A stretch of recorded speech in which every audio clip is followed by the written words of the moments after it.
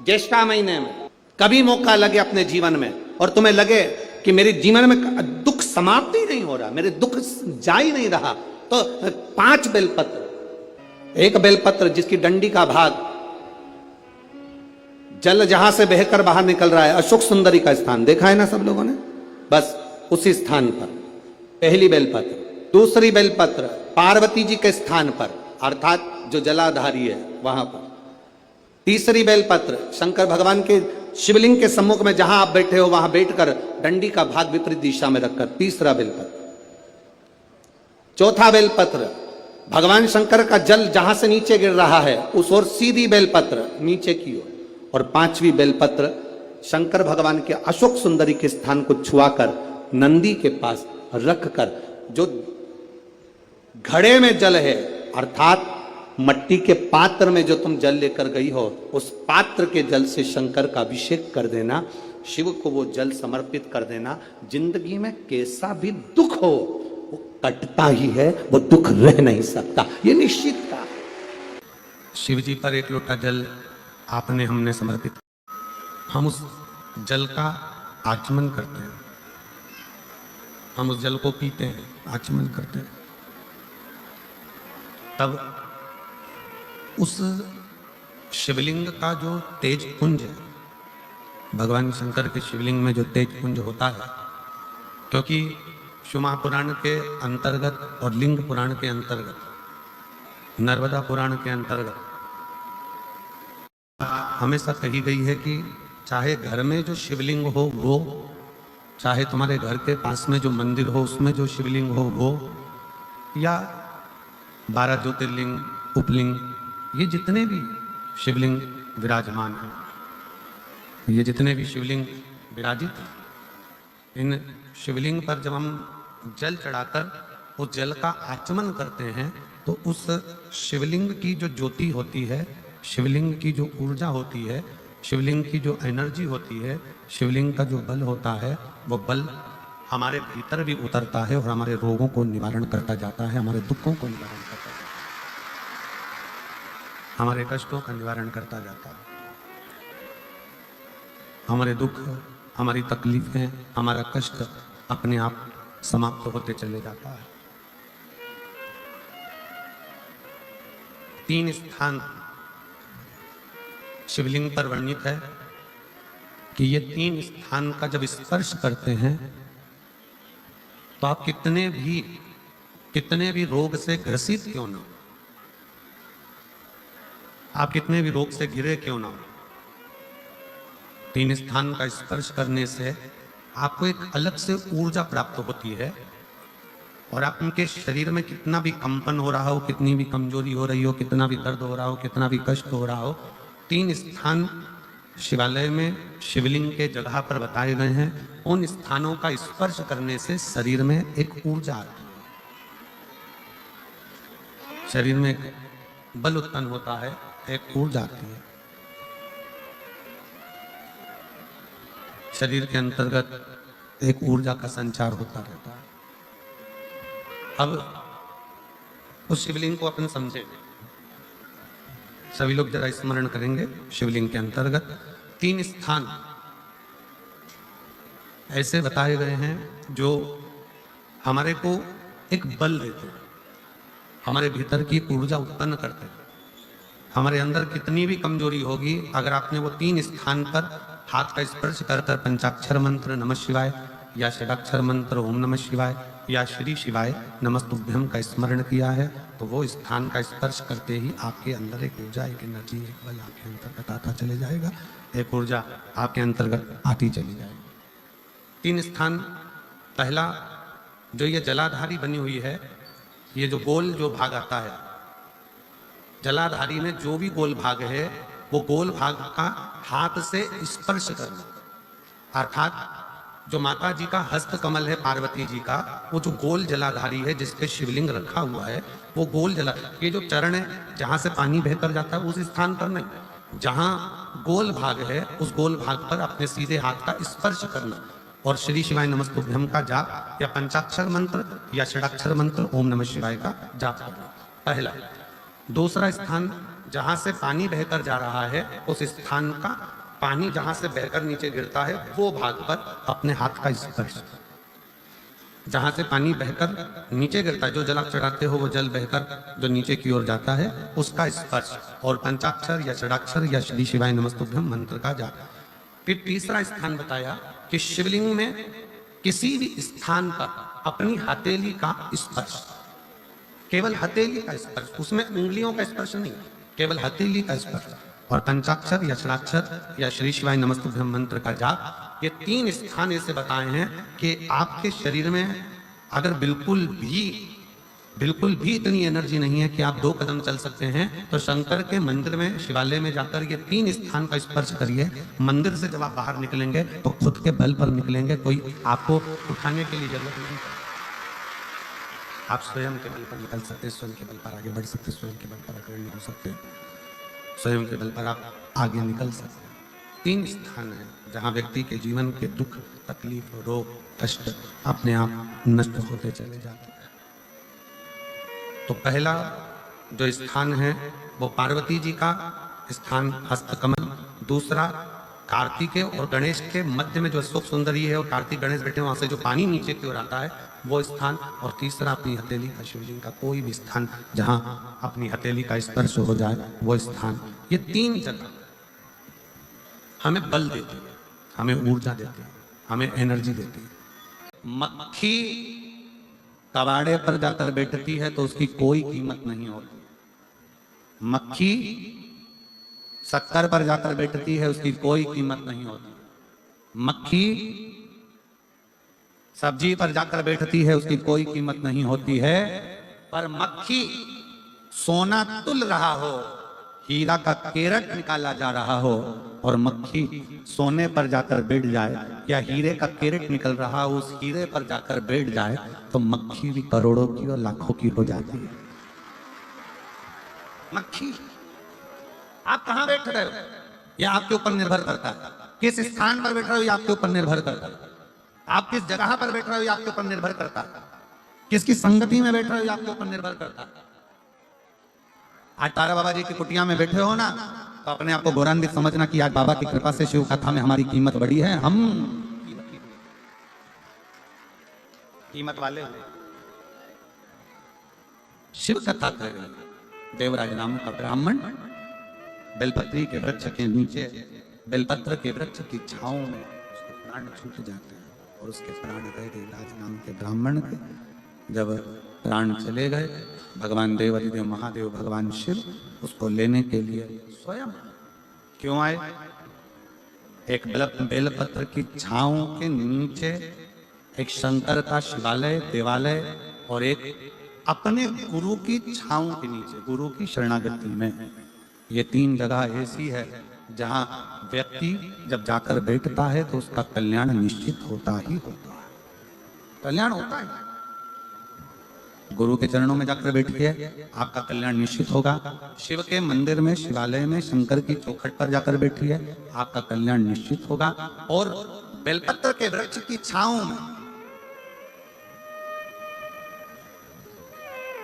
कुछ वृक्ष हमारे सनातन धर्म में, हमारी संस्कृतियों में बताए गए। आंवले का वृक्ष, पीपल का वृक्ष, बट वृक्ष, शमी वृक्ष, बेल वृक्ष, ये कुछ वृक्ष ऐसे हैं जिनकी छांव में बैठने से फल की प्राप्ति होती है।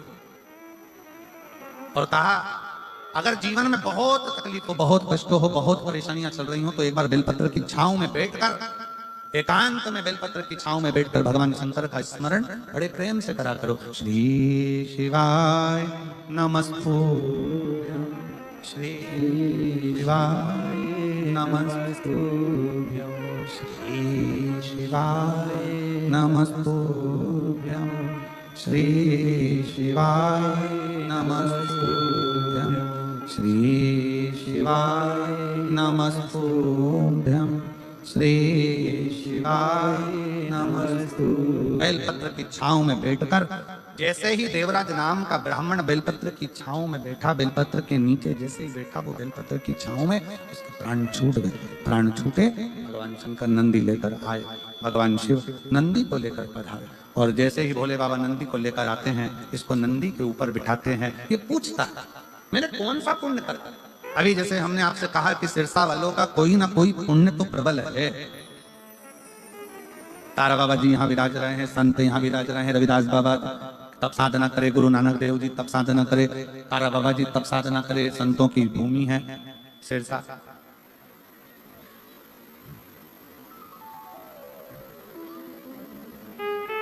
पूरे भारत में केवल सिरसा एक ऐसा स्थान रहा जहां पूरे भारत में अंग्रेजों ने अपना कब्जा कर लिया था। सिरसा पर भी कब्जा करने वाले थे, पर यहाँ के क्रांतिकारियों ने उन अंग्रेजों को भी मार भगाया था। ये सिरसा की वो पवित्र धरा, ये सिरसा की वो पवित्र भूमि है, ये सिरसा की वो धरा। शिव कथा कहती है, भगवान शंकर का संवाद करता है, शिव महापुराण की कथा का। देवराज ने पूछा, हमने कौन सा पुण्य कराया था? ऐसा पुण्य करा तो करा कौन सा जिस पुण्य के बल पर आज हम नंदी पर बैठकर कैलाश धाम जा रहे हैं? भगवान शंकर ने कहा, तुम्हारी माता ने एक लोटा जल शिव को समर्पित करा था और वो माँ लोटा भर जल चढ़ा। शिव महापुराण के इस सुंदर स्कंद भाग में, कौमार्य भाग में यदि आप पढ़ेंगे तो आपको मिलेगा, शिव जी पे चढ़े हुए जल का आचमन जो व्यक्ति रोज करता है उसकी वाणी सत्य होना प्रारंभ हो जाता है। शंकर भगवान के बेल वृक्ष की, बेलपत्री का अगर कोई वृक्ष है तुम्हारे घर में, बेलपत्री का यदि कोई पौधा है, बेल वृक्ष है तुम्हारे घर के अंदर, तुम्हारे घर के बाहर कोई बेलपत्री का पौधा है, कोई मंदिर के बाहर बेलपत्री का पौधा है या बेलपत्री का वृक्ष है, कोई व्यक्ति यदि दुनिया के लोगों ने कह दिया कि तुम्हारी प्रॉपर्टी का ये केस चल रहा है, जमीन का ये केस चल रहा है और ये निपट नहीं रहा, तुम्हारे प्लाट पर, तुम्हारी जमीन पर, तुम्हारी दौलत पर, किसी चीज पर किसी ने अपना हक जता दिया, कोई केस चल रहा है, कानूनी कार्रवाई चल रही है, अगर वो व्यक्ति प्रतिदिन बेलपत्री के वृक्ष के नीचे जाकर एक लोटे में थोड़ा सा जल लेकर 3 बार उस जल को थोड़ा थोड़ा कर कर छोड़े और उसी बेलपत्री के नीचे की मिट्टी को अपने मस्तक पर चंदन की तरह लगाना प्रारंभ करे, 1.5 से 2 महीना कर कर देख ले, उसका केस धीरे धीरे सुलझना प्रारंभ होता है, उसे विजय प्राप्त होना। बेलपत्री के वृक्ष की साधना करा करो, कभी कभी करा करो। तुम माताओं से मेरा निवेदन और मेरी जीजियों से, जीजाओं से, मेरी बेटियों से, बेटाओं से, मेरे बुजुर्ग माँ बाप से निवेदन करो, बेलपत्र के वृक्ष की साधना फल जरूर देती है। से बेटियों से, बेटाओं से, मेरे बुजुर्ग माँ बाप से कुछ मत करो तो बेलपत्री के वृक्ष के नीचे भी आप लोटा भर के जल लेकर जा रहे हो तो 3 बार थोड़ा थोड़ा सा जल शिव जी को चढ़ाओ और चढ़ाया हुआ जल जब गिर जाए तब थोड़ी सी मिट्टी को सिर पर लगाओ, बाबा से अपने मन की भाव कहो, श्री शिवाय नमस्तुभ्यं, श्री शिवाय नमस्तुभ्यं, श्री शिवाय नमस्तुभ्यं, श्री शिवाय नमस्तुभ्यं। बाबा को अपने मन का भाव कहो। दुनिया में किसी की सामर्थ्यता नहीं है कि तुमको नीचे दबा दे। जिसके मस्तक पर बेलपत्री की लकड़ी का चंदन शिव को लेपित कर कर यदि मस्तक पर लगता है, कोई बेलपत्री का वृक्ष यदि सूख जाता है, उसकी जो लकड़ी होती है उसका चंदन भी हम शिव को लगाकर अपने मस्तक पर लगाते हैं, या बेलपत्री के वृक्ष के नीचे की मिट्टी को भी यदि हम त्रिपुंड बनाकर सिर पर चढ़ाते हैं तो दुनिया में किसी की सामर्थ्यता नहीं है कि तुमको हरा दे, तुमको विजय प्राप्त होती है, विजय मिलता है।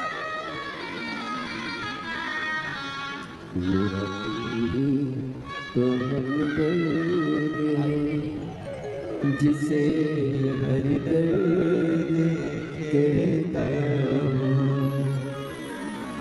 किसी की सामर्थ्यता नहीं हो सकती।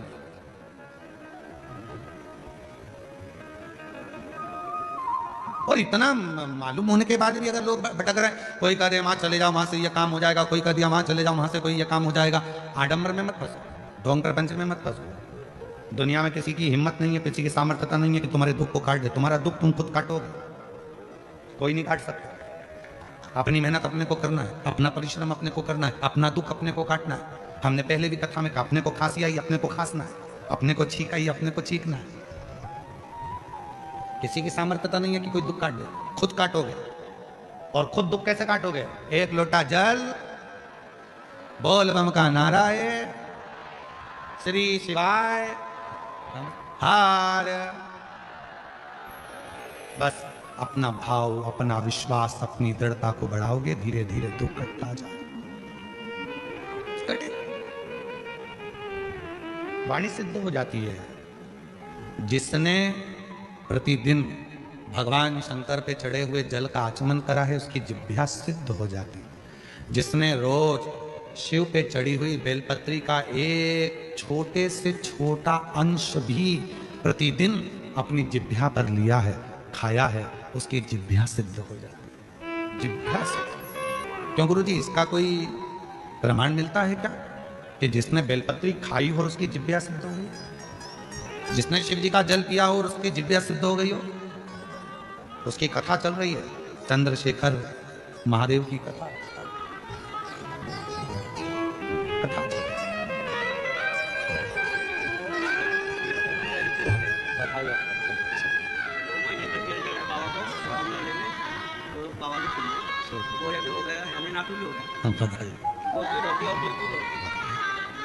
बाबा जी कह रहे हैं, मेरे बेटे का जॉब सरकारी नहीं लग रहा था, पुणे की कोर्ट में स्टेनोग्राफर के पद पर नियुक्त हो गया। बाबा ने जेब भी भर दी और मेरी बहू की गोद खाली थी, वो गोद भी भर दी। बाबा ने शिव पर चढ़े हुए जल पीने से जिह्वा सिद्ध हो जाती है। हमें सिद्ध करने का कोई मंत्र नहीं आता, हमें कोई साधना नहीं आती, हमें कोई व्रत नहीं आता, हमें कोई तप नहीं आता।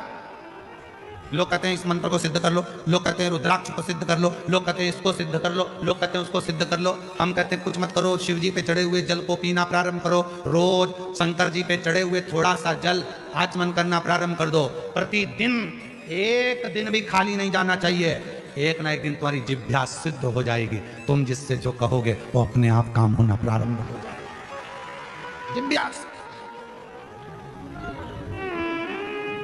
मेरा तू ही तो हमदर्द है, जिसे हर दर्द कहता हूं।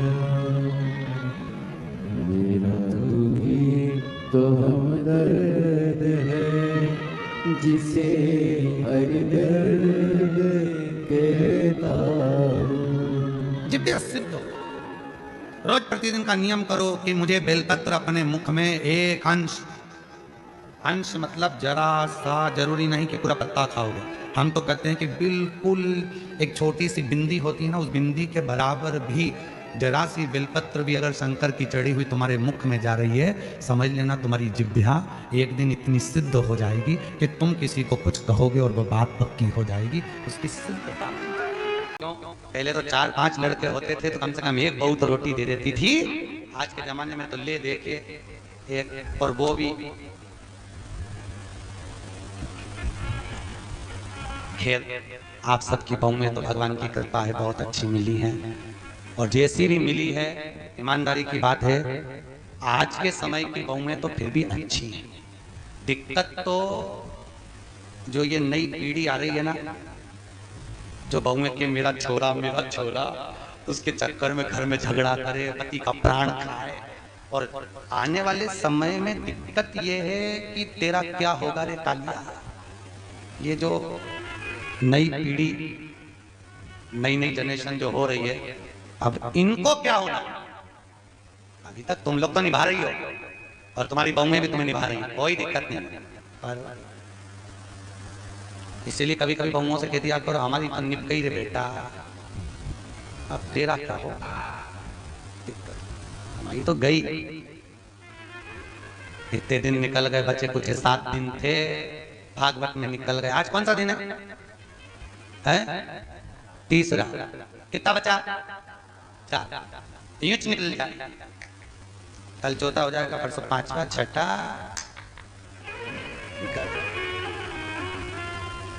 अब कई कर तो तुम तो कभी कभी बहुओं को कह दिया करो हमारी तो निकली गई, बचपन गंवा दिया, जवानी निकल गई, शरीर बुढ़ापा आ गया, 2 रोटी खाएंगे, कहीं पे भी पड़े रहेंगे, राम गुण गाएंगे, कोई भी दे देगा री बेटा। पर दिक्कत तो आजकल के बच्चे इतने प्रश्न करते हैं और प्रश्न माँ से नहीं करते जितने दादी से करते हैं। सबसे